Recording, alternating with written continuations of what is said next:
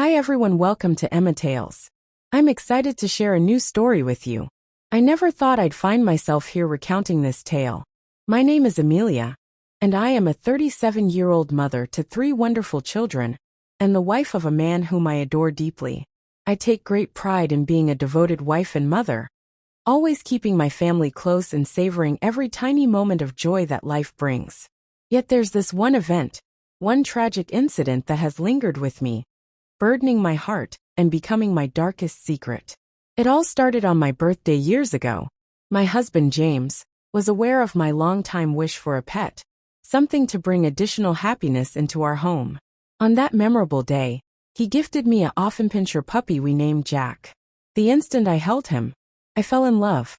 Jack was not just playful and loyal, he infused our home with vibrant energy. He quickly became an integral part of our family, a beloved companion who offered unconditional love. I dedicated countless hours to walking him, training him, and just relishing his company. Jack was cherished by all. My children adored him, and James would often tease that Jack was my third child. Indeed he was. He would shadow me throughout the house, snuggling next to me. Whenever I took a seat, Jack loved being close to me, and I cherished his company.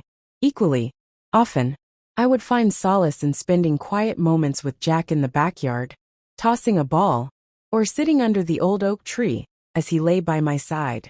Over time, Jack became my silent confidant. On days filled with overwhelm or uncertainty, I'd sit with him and confide things I couldn't tell anyone else, the challenges of juggling work, the kids and my marriage, or the loneliness I felt. Despite being surrounded by family, Jack would gaze at me with his big, soulful eyes, seemingly understanding every word. He never judged, never interrupted, and my affection for him deepened with each passing day. However, one quiet Sunday afternoon, everything took a turn.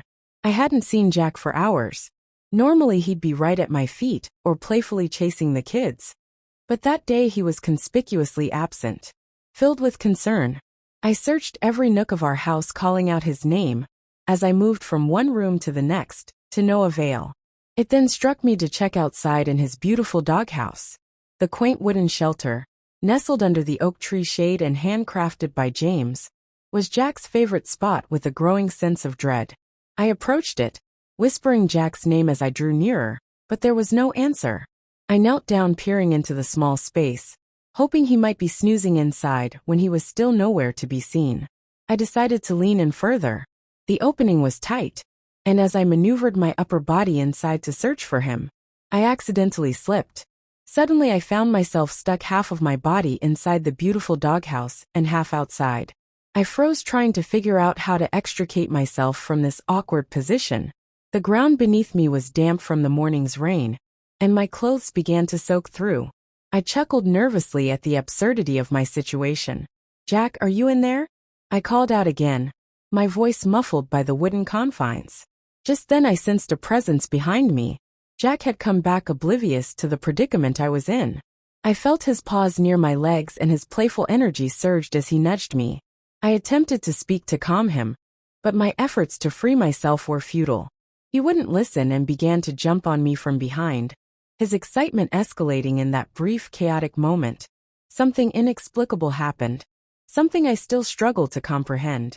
When I finally managed to pull myself free and stand up, my heart was racing, and I was gasping for breath. I brushed the dirt from my hands and clothes. Jack sat there, gazing up at me with his innocent golden eyes, his tail wagging joyfully. He had no idea, how could he, to him? I was still the same Amelia who had adored him from the day we brought him home. But I knew I wasn't the same anymore. Something within me had shifted. I felt as though I had crossed an invisible line, a boundary I couldn't quite define, but knew I couldn't undo. Overwhelmed with shock, confusion, and guilt, I knelt and hugged Jack tightly, tears welling up in my eyes. "It's okay, Jack," I whispered. "It's okay." In the days that followed, I couldn't shake the feeling. I found it hard to look at Jack the same way. Even though he remained the loyal and loving companion he had always been, James sensed something was off. He would often ask if I was all right, if something was bothering me. But I just brushed it aside. "Just tired," I'd say with a forced smile. How could I explain something that even I didn't fully understand. How could I speak of the shame that had taken hold of me? A shame that emerged from a fleeting, surreal moment, yet felt so profoundly unsettling at night. I'd lie in bed, staring at the ceiling, replaying that moment, repeatedly questioning my sanity, my control. It was an accident, I would whisper to myself. It meant nothing, but the guilt remained heavy as a stone in my C*******, unyielding. Weeks passed and outwardly, life resumed its normal rhythm. I went about my daily tasks, taking the kids to school, preparing meals, cleaning the house, helping with homework. Yet deep down I felt hollow, disconnected from those I loved the most. James tried to make me laugh. The kids hugged me tighter, and Jack was as playful and affectionate as ever. But I couldn't shake the feeling that I had failed in some way. As a wife, as a mother, as a person. One evening, sitting on the porch watching the sunset, Jack curled up next to me, resting his head on my lap. I, absent-minded, stroked his fur, lost in turbulent thoughts. Tears swelled in my eyes spontaneously, and for the first time in months I allowed myself to cry. I sobbed quietly into the empty dusk, the wind carrying away my guilt. Jack stayed close, his warmth anchoring me in the present. I realized then that I needed to let go. Perhaps I would never fully understand what happened that day in the beautiful doghouse. Maybe I would carry a piece of that guilt forever. But I also knew that I couldn't let it consume me any longer. My family needed me, and I needed them. As I sit here, writing, this Jack lies at my feet, old and gray, but still the loyal companion he's always been.